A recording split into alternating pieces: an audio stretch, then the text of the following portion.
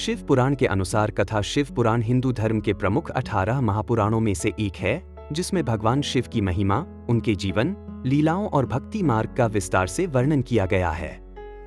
इसमें शिव जी के जन्म, विवाह, तांडव, भक्तों पर कृपा और अन्य अनेक महत्वपूर्ण कथाएं समाहित हैं। 1. ब्रह्मा विष्णु का अहंकार और शिवलिंग का प्राकट्य। एक बार ब्रह्मा और विष्णु के बीच श्रेष्ठता को लेकर विवाद हुआ। दोनों ने स्वयं को सर्वश्रेष्ठ सिद्ध करने के लिए तर्क किए।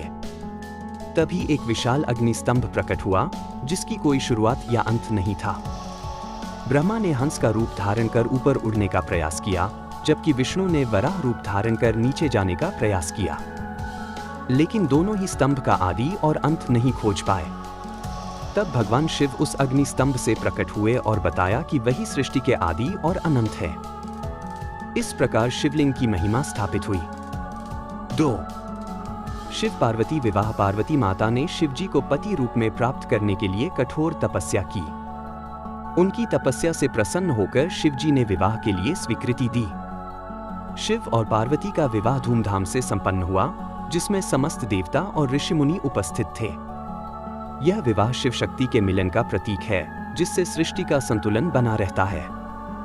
3. रावण और शिवजी। राक्षसराज रावण भगवान शिव का परम भक्त था।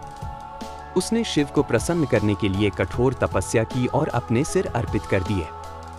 उसकी भक्ति से प्रसन्न होकर शिवजी ने उसे चंद्रहास नामक दिव्य खड्ग प्रदान किया और वरदान दिया कि जब तक वह अधर्म का साथ नहीं देगा, उसे कोई पराजित नहीं कर सकेगा।